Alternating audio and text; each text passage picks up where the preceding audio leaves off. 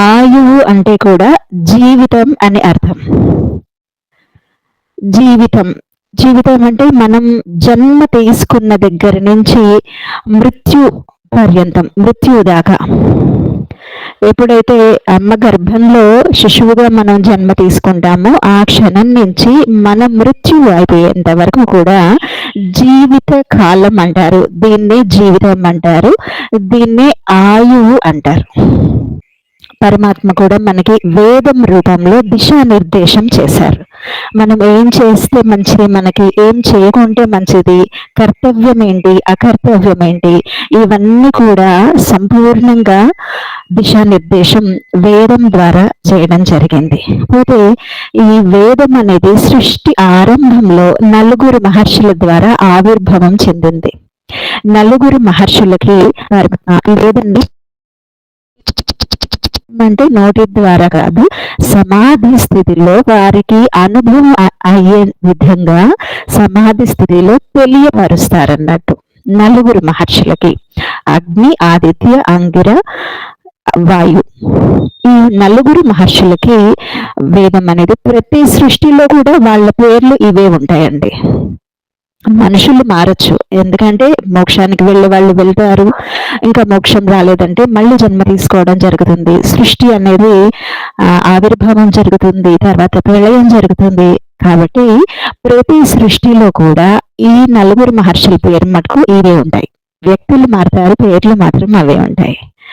ఈ నలుగురు మహర్షులకి వేదం అనేది సమాధి అవస్థలో తెలియపరచడం జరుగుతుంది పరమాత్మ.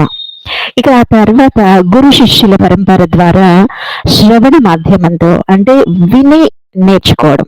మొట్టమొదట వినడం ద్వారానే నేర్చుకునేవాళ్ళు. ఇతర వాళ్ళు ఎవరైతే బుద్ధి ఎక్కువగా ఉంటుందో, తెలివిగా ఉంటుందో వాళ్ళు సూక్ష్మాన్ని గ్రహించే వాళ్ళకి చెప్పడము, తర్వాత వాళ్ళు సామాన్య ప్రజలకి తీసుకురావడానికి లిపి ద్వారా, రాయడం ద్వారా ఇవన్నీ కూడా జరుగుతూ, ఇంకా వివరణ కోసం తాత్పర్యాలు రాయడం, వేదం మాత్రమే కాకుండా దానికి వర్ణన, తాత్పర్యం, ఈ విధంగా ఇంకా గ్రాంధిక భాష నుంచి సామాన్య భాష వరకు ఇది వేదం. ఈ వేదానికి ఉపవేదం మన ఆయుర్వేదం.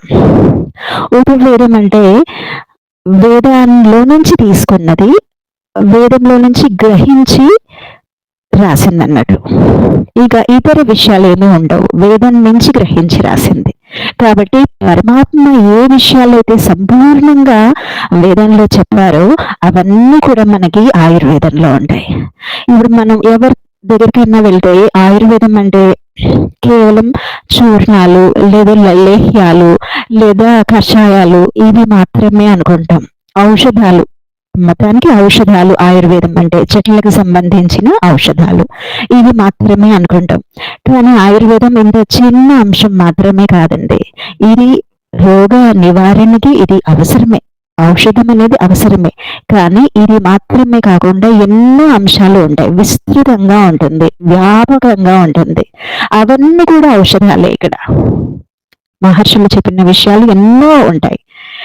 పరమాత్మ నుంచి గ్రహించిన విషయాలు, మహర్షుల ద్వారా మనం తెలుసుకోవాల్సిన విషయాలు చాలా విస్తృతంగా వ్యాపకమైన గ్రంథం ఇది ఆయుర్వేదం అనేది. ఇక్కడ వేదం అంటే జ్ఞానం, విదిల్రి లాభే విదిల్రి సత్రాయం అని అంటారు, విదిల్రి జానే అంటారు. వేదం అంటే జ్ఞానం తీసుకోవడం, ప్రాప్తించుకోవడం. ఏదన్నా మనం కావలసింది దాన్ని ప్రాప్తించుకోవడం మాధ్యమంగా మనకి వేదం ఉపయోగపడుతుంది.